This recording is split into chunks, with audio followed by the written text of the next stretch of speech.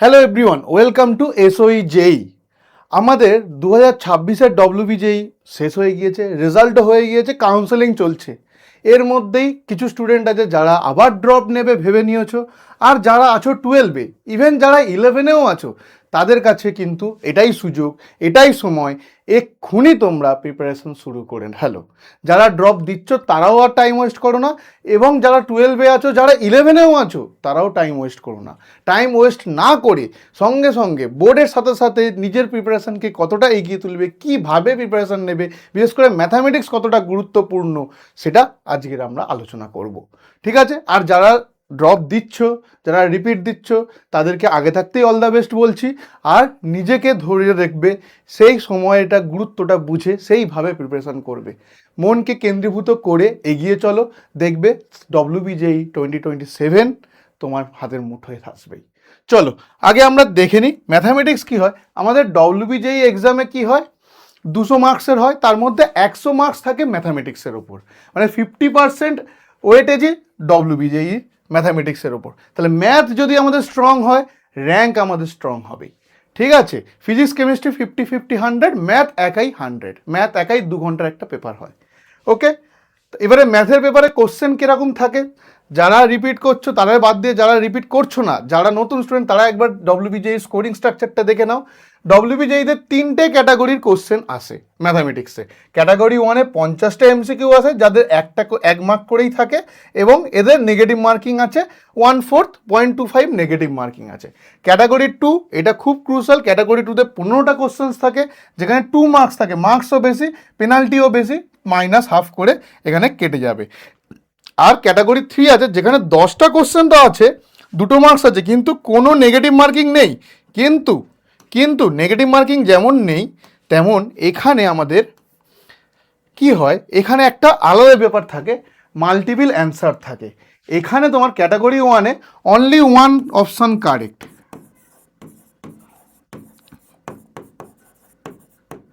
এখানে একটাই উত্তর হয়। এখানেও তাই, ক্যাটাগরি 2-তেও তাই, অনলি 1।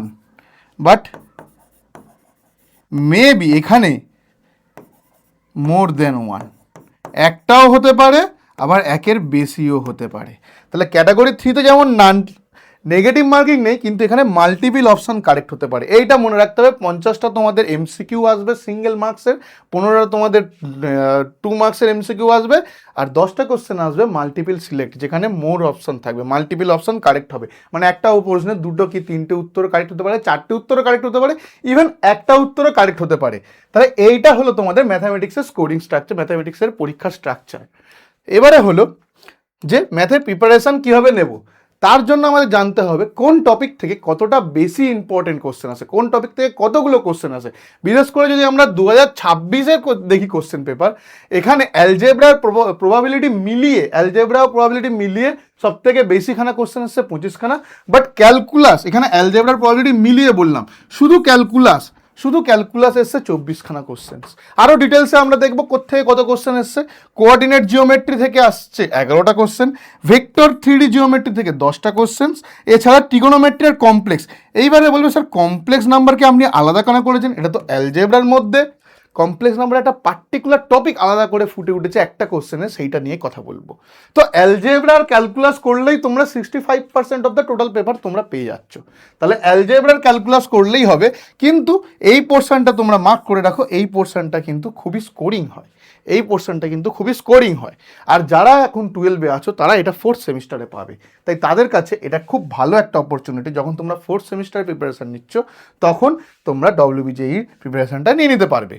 এইবারে আমরা দেখবো ডিটেলসে যে কোথা থেকে কতগুলো কোশ্চেন এসছে, দেখলে বুঝতে পারবে কিরকম প্রায়োরিটি। যেমন ক্যালকুলাসে দেখো, application of derivatives, maxima minima, monotonicity মানে ইনক্রিজিং ডিক্রিজিং, ট্যানজেন্ট আর লোকাস, এখান থেকে 7খানা কোশ্চেন এসছে।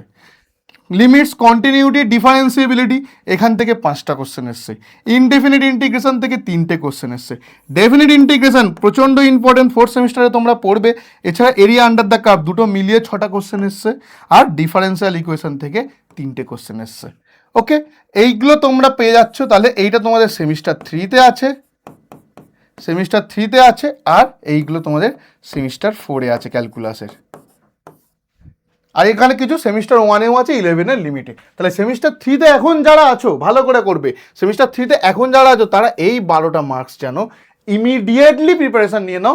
এইটা তোমাদের বোর্ডসেও হেল্প করবে, কারণ বোর্ডসেও কঠিন কোশ্চেন এসছে, সো বোর্ডসেও হেল্প করবে এই 12টা মার্কসের জন্য, 12টা কোশ্চেনের জন্য। এরপরে যদি আমরা দেখি অ্যালজেব্রায় সব থেকে বেশি কোশ্চেন আসে অ্যালজেব্রায় ম্যাট্রিক্স ডিটারমিনেন্ট থেকে। ম্যাট্রিক্স ডিটারমিনেন্ট থেকে এটা তোমাদের সেমিস্টার 3-তে আছে। তাহলে কি করবে, যারা এখন সেমিস্টার 3-তে আছো তারা কি করবে, তারা এইটার সাথে সাথে বোর্ডসের সাথে সাথে ডব্লিউবিজেই প্রিপারেশন নেওয়া শুরু করে দাও। যে টপিকগুলো বোর্ডসে রয়েছে ইমিডিয়েট তোমরা পড়ছো, এক্সট্রা করে থিওরি পড়ার দরকার নেই। তোমরা এমসিকিউ, তোমরা কোশ্চেন, তোমরা পিওয়াইকিউর উপর ঝাঁপিয়ে পড়ো, কারণ মানে বেসিক যে থিওরিটা সমস্ত কিছুরই সেম। ঠিক আছে, এখানে অ্যাপ্রক্সিমেট 4টে কোশ্চেন। সিকোয়েন্স সিরিজ থেকে আমাদের এপি, জিপি, এইচপি, ইনইকুয়ালিটি আছে, সব মিলিয়ে আমাদের 5টা। Theory of equation, quadratic equation থেকে 3টে। Permutation combination, binomial theorem semester 2-তে আছে, but permutation combination, quadratic equation semester 1-এ যারা আছো তারা এখন থেকেই প্রিপারেশন নিয়ে নাও। ঠিক আছে, আর প্রবাবিলিটি থেকে 4টে কোশ্চেন আসছে। প্রবাবিলিটি তোমাদের সেমিস্টার 2-তেও পাবে, সেমিস্টার 3-তেও আছে। তো সেমিস্টার 3-তে যেটা পাচ্ছ সেটাও এই জিনিসগুলো তোমরা তোমাদের প্রিপারেশনে ইনক্লুড করে ফেলো।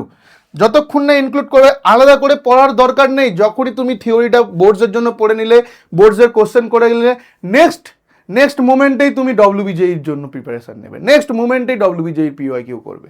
ওকে, চলো এরপরে আমরা দেখি কোঅর্ডিনেট জিওমেট্রি। যারা 11-এ আছো, বিশেষ করে যারা 11-এ আছো, ইভেন ড্রপাররা তো তোমরা তো সবাই সব কিছু করবে, তোমাদের তো এখন সব কিছু পড়ার সময়।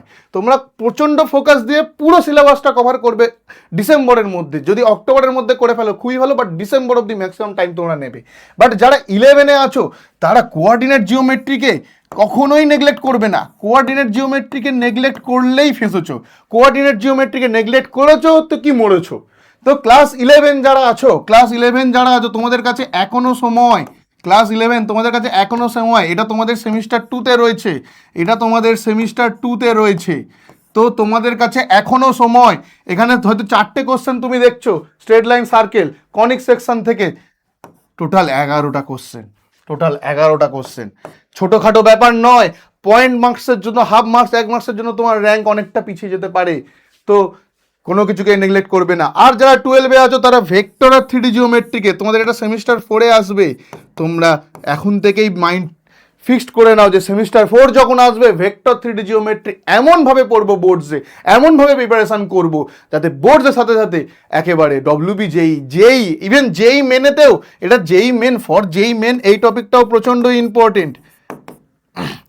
জেই মেনের জন্যও, জানুয়ারিতে জেই মেন তোমাদের, তার জন্যও প্রচণ্ড important vector and 3D geometry. তোমরা এখন থেকেই খাতায়, যখন তোমরা নিজেদের জন্য রোড ম্যাপ বানাবে, নিজেদের জন্য প্ল্যানিং বানাবে, তখনই লিখে রাখবে যে যখন আমরা সেমিস্টার 4-এ উঠবো তখন আমরা ভেক্টর 3D জিওমেট্রিকে একদম জেই অবধি প্রিপারেশনটাকে নিয়ে যাব। এরপর আমাদের ট্রিগোনোমেট্রিকে প্রচণ্ড ইম্পর্টেন্ট। যারা ক্লাস 11-এ রয়েছে সেমিস্টার 1-এ তাদেরকে একটাই কথা বলার, ট্রিগোনোমেট্রিকে যদি আয়ত্ত না করতে পারো তাহলে তোমরা ক্যালকুলাসে গিয়েও ঝামেলা পাবে। ট্রিগোনোমেট্রির ডাইরেক্ট অ্যাপ্লিকেশন ক্যালকুলাসে পাবে। ট্রিগোনোমেট্রি থেকে হয়তো কম, ইনভার্স ট্রিগোনোমেট্রি থেকে 2টো, আর বাকি ট্রিগোনোমেট্রির যে এ থেকে 3টে কোশ্চেন, 2টো কোশ্চেন, একটা কোশ্চেন তুমি পাচ্ছ, ঠিকই কম কোশ্চেন পাচ্ছ। যেই মেনেও তুমি একটা কি 2টো পার শিফটে কোশ্চেন পাবে, কিন্তু ট্রিগোনোমেট্রি অ্যাপ্লিকেশন প্রচণ্ড বেশি পরিমাণে ক্যালকুলাসে লাগে। আর ক্যালকুলাস তো দেখছো কতটা আসছে। এইবারে যে কথা বলার, কমপ্লেক্স নাম্বার যখন তোমরা পড়ছো, তোমাদের যে বোর্ডসের সিলেবাস, তোমাদের যে জেইর সিলেবাস, তার বাইরে থেকে ডি ময়ভার্স থিওরেম থেকে কোশ্চেন কিন্তু তোমরা দেখতে পাচ্ছ। তাহলে তোমাদের কিছু টপিকের সিলেবাসকে আরও এক্সপ্লোর করতে হবে, আরেকটু এক্সপ্লোর করতে হবে। তো সেটা নিয়ে চিন্তা করতে হবে না, আগে বইয়ের থিওরিগুলো পড়ো, আগে সিলেবাস কভার করো, এক্সট্রা যা আছে আমরা পড়িয়ে দেবো। ওকে, আমাদের সাথে থাকো, আমরা পড়িয়ে দেবো। তাহলে টোটাল তোমাদের এই 75টা কোশ্চেন, এটা 2026-এর ডাইসেকশন, কোশ্চেন পেপার দিয়ে ডাইসেকশন করা, যে কোন চ্যাপ্টার থেকে কতগুলো এসছে। তাহলে তোমরা বুঝতেই পারছো এখন যারা পড়ছো, যেখানে পড়ছো, যে 11 আছে, যে ফার্স্ট সেমিস্টারে যে ট্রিগোনোমেট্রি কভার করবে, পারমুটেশন কম্বিনেশন খুব ভালো করে কভার করবে, ফাংশনস চ্যাপ্টারটা খুব ভালো করে কভার করবে, বেস তৈরি হবে, লিমিট ডেরিভেটিভকে খুব ভালো করে কভার করবে। যে 12-এ আছো সে পুরোপুরি calculus, limit, derivative, application of derivatives, matrix determinant, probability, একদম যে তুমি এমসিকিউ এর তুমি পরীক্ষা দিচ্ছ, তোমার এই এমসিকিউ এর প্র্যাকটিসটাকে তুমি ডব্লিউবি যেই লেভেল অবধি নিয়ে যাও, বোর্ডস তো হবেই, যেইও হয়ে যাবে। ওকে, তো এবারে দেখো এবছরের কোশ্চেন তোমরা সবাই শুনেছো, যারা ড্রপ দিচ্ছ তারাও জানো এবছরের কোশ্চেন খুবই হার্ড এসেছিল ম্যাথামেটিক্সে। আমরা থ্রেশহোল্ড কোর্স মানে 40+ কোর্স স্কোর করা মানে সেটাকে একটা খুব ভালো স্কোর আমরা ধরে নিতে পারি 40+, বাট প্রত্যেক বছর কোশ্চেন কঠিন হবে তার কোনো গ্যারেন্টি নেই। তো 40+টাকে তোমাদের 60+এ নিয়ে যেতে হবে, 60+ স্কোর করতে হবে ম্যাথামেটিক্সে খুব ভালোভাবে। তো তোমাদের এখানে ক্যালকুলাস আর কোঅর্ডিনেট জিওমেট্রিকে খুব মানে এখানে খুব ঘুরিয়ে কোশ্চেন এসছে ক্যালকুলাস আর কোঅর্ডিনেট জিওমেট্রি থেকে, তাহলে এইগুলোকে তোমাদেরকে স্ট্রং করতে হবে। এবারে যারা বোর্ডসে রয়েছে তাদের একটা থাকে, স্যার আমি স্কুল অ্যাটেন্ড করব, বোর্ডে প্র্যাকটিক্যাল আছে, সাবজেক্টিভ আনসার রাইটিং আছে, তোমাদের ধরো 4th সেমিস্টারে যা সাবজেক্টিভ অ্যান্সার রাইটিং থাকবে, আর যে অবজেক্টিভ যে থাকবে কম্পিটিটিভ এক্সামে যেমন ওই যে ভেক্টর 3D, ঠিক আছে, ইন্টিগ্রেশন, ওগুলো বড় বড় কোশ্চেন করবে, কিন্তু এখানে তোমার এমসিকিউ পড়বে, সেগুলোকে কি করে করব, সেখানে তোমাকে একটা ব্যালেন্স তৈরি করতে হবে। কি ব্যালেন্স তৈরি করতে হবে, যে সিলেবাসে যেগুলো রয়েছে সেইগুলো বোর্ডসের যে কনসেপ্ট আছে তাকেই বেসলাইন বানাতে হবে, সেই বেসলাইনে আমাদের যে প্রবলেমগুলো সলভ করব, প্রবলেম যেগুলো সলভ করব আমরা সেইগুলো ডব্লিউবিজেই লেভেলের প্রবলেম ইমিডিয়েটলি সলভ করব, জাস্ট পড়ার পর ইমিডিয়েটলি সলভ করতে শুরু করব। আর এক্স্যাক্ট সেম কনসেপ্ট যেই কনসেপ্ট ভেবে এক্সট্রা করে পড়ার কোনো দরকার নেই, এক্সট্রা করে পড়ার কোনো দরকার নেই, যে বই আছে যে টেক্সট বই পড়ছো সেটা পড়ার পর যখন কোশ্চেন সলভটা করবে ডাইরেক্ট ডব্লিউবিজেই লেভেলের কোশ্চেন সলভ করবে। এছাড়া তোমাদের কি কি আমাদের দেখতে লাগবে, আমাদের যারা ড্রপ দিচ্ছ বা যারা 4th সেমিস্টারে আসবে, যারা 12 দিচ্ছ, তারা এই টপিকগুলোকে আগে ভালো করে প্র্যাকটিস করবে। যারা বিশেষ করে ড্রপ দিচ্ছ তোমরা এমনিতেও তোমরা 2 বছর ফুল সিলেবাস পড়ে রেখেছো, তাহলে আগে কি করবে, ভেক্টর অ্যান্ড 3D জিওমেট্রি, এখানে তোমরা ডাইরেক্ট ফর্মুলা বেসড কোশ্চেন হবে, এখানে কোনো রকম প্রবলেম ক্রিয়েট করে রাখা যাবে না, কোনো রকম মিসআন্ডারস্ট্যান্ডিং রাখা যাবে না, জাস্ট করে এগিয়ে চলো। ম্যাট্রিসেস ডিটারমিনেন্ট যারা এখনই 12-এ আছো তারা ইমিডিয়েটলি এমসিকিউ প্র্যাকটিস ডব্লিউবিজেই শুরু করে দাও। আর ক্যালকুলাস, ডেফিনিট ইন্টিগ্রেশন আর অ্যাপ্লিকেশন অফ ডেরিভেটিভস, তোমাদের এই সেমিস্টারে অ্যাপ্লিকেশন অফ ডেরিভেটিভস আছে, অ্যাপ্লিকেশন অফ ডেরিভেটিভসকে খুব ক্রিটিক্যাল যে কোশ্চেনগুলো আছে সেগুলো করা প্র্যাকটিস করে দাও। এছাড়া আমাদের যারা ড্রপার আছো তারা কি করবে, জুলাই থেকে ডিসেম্বর তোমাদের হাতে টাইম, এই মাসের মধ্যে এই কটা মাসের মধ্যে তোমরা সিলেবাস কভার করে দেবে। তোমরা অ্যালজেব্রা ব্লকটাকে আগে কভার করবে পুরোপুরি, ম্যাট্রিক্স ডিটারমিনেন্ট প্রোগ্রেশন প্রবাবিলিটি এইগুলোকে আগে করবে, ক্যালকুলাস করবে, তারপর coordinate geometry, complex geometry means complex নাম্বারের যে জিওমেট্রিক্যাল সিগনিফিকেন্স থাকে, যে জিওমেট্রিক্যাল অ্যাপ্লিকেশন থাকে, একটা কমপ্লেক্স নাম্বারকে আমরা যখন জিওমেট্রিক্যালি দেখাতে পারবো, সেখান থেকে যে কার্ভগুলো ট্রেস করতে পারবো, সঞ্চার পথ বের করা, আর্গান প্লেনে কোথায় রয়েছে সেইগুলো বের করার প্রসেসগুলো প্র্যাকটিস করতে হবে, সেইগুলোকে শিখতে হবে। তো সেইগুলোকে ভালো করে প্রিপেয়ার করো। তো তোমাদের এই যে অ্যাকশন প্ল্যান 2027-এ যারা বিশেষ করে ড্রপার আছো তাদের অ্যাকশন প্ল্যানটাকে 3টে ভাগে ভাগ করা হয়েছে 4-4-2 রুলে। প্রথম 4 মাসে তোমরা কি করবে, ফেজ 1 এখানে তোমরা ফাউন্ডেশন তৈরি করবে, জুলাই থেকে অক্টোবর পুরো ক্লাস 12-এর কনসেপ্ট, 11-এর কনসেপ্ট, পুরো কনসেপ্ট ক্লিয়ার করবে, প্রত্যেক দিন উইকলি 40 থেকে 50টা প্রবলেম সলভ করবে, ঠিক আছে, টাইম নিয়ে করে প্র্যাকটিস করবে। তারপরে আসছে ফেজ 2, নভেম্বর থেকে ফেব্রুয়ারি, এখানে তোমাদের অলমোস্ট সিলেবাস কমপ্লিট হয়ে যাওয়ার কথা। অলমোস্ট সিলেবাস কমপ্লিট হয়ে যাওয়ার পর এখানে তোমরা প্রিভিয়াস ইয়ার টার্গেট করবে, প্রিভিয়াস ইয়ার 2015 থেকে 2026 টার্গেট করো, তারপরে আরও আগের প্রিভিয়াস ইয়ার টার্গেট করবে। প্রিভিয়াস ইয়ার কোত্থেকে পাবে সেটাও বলে দেবো, কি বই পড়বে সেটাও বলে দেবো। তো এইভাবে তোমরা বিভিন্ন কোশ্চেনকে সলভ করা প্র্যাকটিস করবে। সমস্ত কোশ্চেনের উত্তরও বের করতে হয় না, কিছু কিছু কোশ্চেনের ক্ষেত্রে এটাও দেখতে হয় যে কোন উত্তরগুলো হবে না, সেগুলোকে বাদ দিয়ে যেটা হতে পারে সেটাকে টিক মেরেও আমরা এগিয়ে যাব। তাহলে এইভাবে আমাদের প্রবলেমগুলো সলভ করতে হবে। এরপর আসে আমাদের ফেজ 3, যেখানে আমাদের লাস্ট 2 মাস, এখানে আমরা জাস্ট কি করব, জাস্ট আমরা মক টেস্ট দেবো, প্রচুর পরিমাণে মক টেস্ট দেবো, মিনিমাম 10টা থেকে 20টা মক টেস্ট আমরা দেবো, মিনিমাম 10টা থেকে 20টা মক টেস্ট দেবো, প্রচুর পরিমাণে মক টেস্ট দেবো। এই মক টেস্ট স্ট্র্যাটেজি কী করে করব, মক টেস্ট আমরা প্রথমে একটা মক প্রতি উইক থেকে শুরু করব, যেটা আমাদের প্রথম 4 মাস, তারপরের 4 মাস বিশেষ করে শুরু হবে। লাস্ট 2 মাসে গিয়ে ফাইনাল ফেজে এইটা আমাদের সেকেন্ড ফেজ থেকেই চালু করে দিতে হবে, যদি কেউ ফার্স্ট ফেজ থেকে চালু করো তাহলে তো খুবই ভালো, বাট সেকেন্ড ফেজ থেকে চালু করে দিতে হবে, ঠিক আছে। আর ফাইনাল ফেজে গিয়ে আমাদের কি করতে হবে, সপ্তাহে 3টে, মিনিমাম 3টে করে মক টেস্ট দিতে হবে। আর কি করতে হবে, আমাদের কি কি মিস্টেক হচ্ছে সেইগুলো কিন্তু আমাদের পরের দিনই আলোচনা করে নিতে হবে, পরের দিনই বুঝে নিতে হবে। এরর নোটবুক ইউজ করতে হবে, মানে আমরা যে ভুলগুলো করছি সেইগুলোকেও আমাদেরকে রাখতে হবে, সে কী কী ভুল করছি সেগুলো আমাকে নোট ডাউন করতে হবে। প্রত্যেক 3টে মক টেস্টের পর তোমাকে সমস্ত টপিক যেগুলোতে ভুল হয়েছে এরর টপিকগুলোকে রিভিশন করতে হবে। সো মক টেস্ট আমাদের কি অ্যাটেম্প্ট করবে, অ্যানালাইসিস করবে, রিভাইজ করবে, আবার মক টেস্ট দেবে, দেখবে ইমপ্রুভ তুমি করবেই। এই সার্কেলে তোমরা তোমাদের প্রিপারেশনকে চালিয়ে যাবে। বিশেষ করে যারা ড্রপার আছো, তোমাদের হাতে সময় ভাবছো অনেক আছে, কিন্তু না, তোমরা 1 বছর আছে, তোমাদের কাছে 1 বছরও আর নেই। তো এই সময় প্রিপারেশনটা এখন থেকেই কনসিস্টেন্টলি করো। আজকের অনেকটা প্রিপেয়ার করলাম, কালকের করলাম না, পরশু দিন ছেড়ে দিলাম, আবার তারপর দিন করলাম, এরকম নয়। কনসিস্টেন্টলি প্রিপারেশনটা চালু রাখো। আর আমাদের কি হবে, পাস্ট 10 থেকে 15 ইয়ার্স পেপার যেন আমরা একদম পুরোপুরি সলভ করে দিই। আমাদের একটা ফর্মুলা সিট আমরা যেন মেনটেন করি আর প্রতিদিন আপডেট করি। নতুন অঙ্কের জন্য নতুন ফর্মুলা, কিছু কিছু অঙ্ক ফর্মুলা হিসাবে ইউজ হয়, সেইগুলো আপডেট করব প্রতিদিন।